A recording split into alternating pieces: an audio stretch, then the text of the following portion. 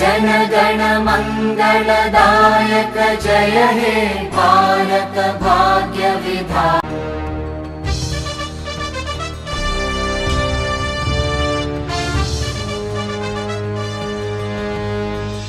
அன்புறவுகளே, அன்பான தமிழ் வணக்கம். இன்றைய வாழ்வியல் சிந்தனை, விதி வலியது. உண்டு என்பாரும் உண்டு, இல்லை என்பாரும் உண்டு. இறைவன் என்பாரும் உண்டு, இயற்கை என்பாரும் உண்டு. எது எப்படியோ, நமக்கு மேலான சுப்ரீம் பவர், இயற்கை பேராற்றல் என்பது அனைவருக்கும் ஆனது. அதுவே அனைத்தையும் வழிநடத்துகிறது. நம்பிக்கை இருந்தாலும் இல்லாவிட்டாலும் வெயில் சுடும், அதுவே நியதி, இயற்கையும் ஆகும். இறை ஆற்றல் நாடியதே நடக்கும். உலக இயக்கம் ஏற்கனவே நிர்ணய ஆனது. இறைவனின் பேராற்றலை என்னவென்று புகழ்வது? இதோ நம் வள்ளுவ பேராசான் உரைப்பதை கேளுங்கள்.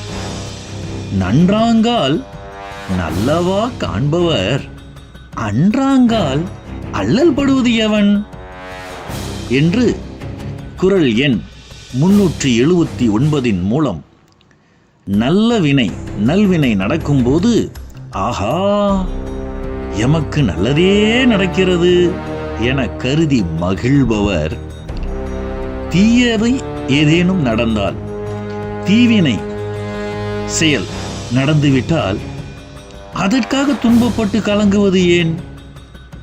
அதுவும் இயற்கைதானே, இயற்கையின் செயல்தானே என்று எண்ண வேண்டும் அல்லவா? அல்லல் படும் மாந்தர்களே அயராதீர்கள், இறைவனின் பேரருளை நம்பி நில்லுங்கள், அவனிடமே கையேந்தி முறையிடுங்கள் என்று ஒரு பாடல் வரி நாம் அனைவரும் கேட்டிருப்போம். குறை அனைத்தையும் அவனிடத்தில் சொல்லுங்கள், எல்லாம் நன்மைக்கே என்பதை நம்புங்கள். இதனை சொல்லும்போது எமக்கு நடந்த ஓர் உண்மை சம்பவம் நினைவுக்கு வருகிறது. அவரது பெயர் முகமது இர்ஃபான் ஃபாஹில் என்பது. அவர் ஒரு பாகிஸ்தானியர், உலகின் மிகச்சிறந்த நரம்பியல் நிபுணர், கைராசியான மருத்துவர். இவரை பார்ப்பதற்கு 6 மாதத்திற்கு முன்பே பதிவு செய்திருக்க வேண்டும். அவர் பார்த்தால் மரண தருவாயில் இருப்பவர் கூட பிழைத்துக் கொள்வார் என்னும் அளவிற்கு பிரபலமானவர். உலக புகழ் பெற்ற இந்த மருத்துவர் ஒரு முறை நோயாளி ஒருவரை பார்க்க சவுதி அரேபியாவிற்கு விமானத்தில் பயணிக்கிறார். அவரது போராத காலம். அந்த விமானத்தில் பழுது ஏற்பட்டு அவசரமாக விமானத்தை ஒரு நடு காட்டில் தரையிறக்குகிறார். தெய்வாதீனமாக பயணியர் அனைவரும் உயிர் பிழைக்க நடு காட்டில் டாக்டர், அந்த மருத்துவர் பரிதவிக்கிறார். ஷோ, நான் அவசரமாக சென்றே ஆக வேண்டும் என்று கூற ஒரு வழியாக பக்கத்து ஊருக்கு சென்று ஒரு வாடகை காரை பிடித்து எப்படியாவது விமான நிலையம் சென்று மாற்று ஏற்பாடு செய்ய திட்டமிட்டு அவர் விரைகிறார்.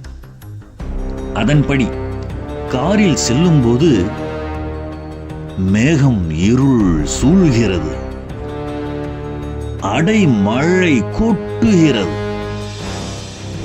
வாகனத்தை, காரை ஓட்ட முடியவில்லை. வழியில் தென்பட்ட ஒரு வீட்டின் முன் வண்டி நிறுத்த அவ்வீட்டில் ஒரு வயதான பெண்மணி அவர்களை பார்த்து உள்ளே வரச் சொல்லி அழைத்து உதவுகிறார். ஏன் இந்த தடை? ஏன் இந்த சோதனை? ஏன் இன்று எனக்கு இவ்வளவு மனக்கலக்கம்? ஒன்றும் புரியவில்லை. அந்த மருத்துவர் டாக்டர் அந்த வீட்டு பெண்மணியிடம், அம்மா, நான் தொழுகை செய்ய வேண்டும், எனக்கு சிறிது இடம் தந்து உதவுவீர்களா என்று கேட்க, வீட்டில் ஓர் அறையை அந்த அம்மா காட்ட அங்கு சென்று அவர் தொழுகின்றார், இறைவனை தியானிக்கின்றார்.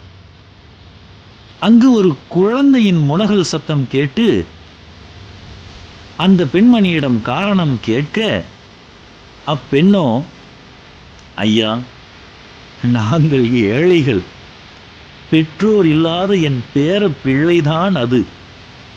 நரம்பியல் நோய் பாதிக்கப்பட்டு செயல் இழந்து இருக்கின்றான். இதை சரி செய்ய உலகிலேயே சிறந்த ஒரு மருத்துவரால் மட்டுமே முடியும். ஆனால் அவரை பார்ப்பதென்பன் என்றால் 6 மாதத்திற்கு முன்பே அவரிடம் அனுமதி பெற வேண்டும் என்று சொல்லுகிறார்கள். பல லட்சம் செலவாகும் என்றும் சொல்லுகிறார்கள். நாங்கள் என்ன செய்வோம்? இறைவனிடம் அழுவதை தவிர இறைவனிடம்தானே எங்களால் முறையிட முடியும் என்று சொல்லி அழுதாள்.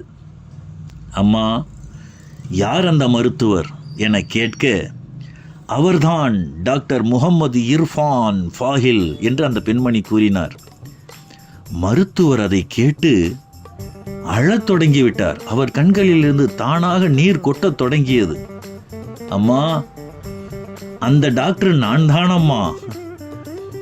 என்னே இறைவன் செயல், இறைவனின் நாட்டம். நீங்கள் இறைவனிடம் கேட்டதாலோ என்னவோ என்னையே அவர் உங்கள் வீட்டிற்கே அனுப்பிவிட்டார் என்று சொல்லி இறைவனின் மகத்துவத்தை, புகழை எண்ணி வியந்தார். அம்மா, இந்த குழந்தைக்கு நானே மருத்துவம் பார்க்கின்றேன் என்று சொல்லி அந்த குழந்தையை காப்பாற்றினார். இதுவே இயற்கை, எல்லாம் அவன் செயல். நமக்கு நல்லதே நடக்கும் என்று நம்புவோம். இறை ஆற்றலை போற்றுவோம். நலம் பெற்று நீடு வாழ்வோம். அன்புடன் உங்கள் திருக்குறள் அன்வர் பாட்ஷா. जनगणमन अधिनायक जय हे भारत भाग्य विधाता। पंजाब सिंध गुजरात मराठा द्राविड उत्कल बंगा। विंध्य हिमाचल यमुना गंगा उच्चल जलधि तरंगा। तव शुभ नामे जागे, तव शुभ आशीष मांगे। गाहे तव जय गाथा, जन गण मंगलदायक जय हे भारत भाग्य विधाता। जय हे जय हे जय हे जय जय जय जय हे।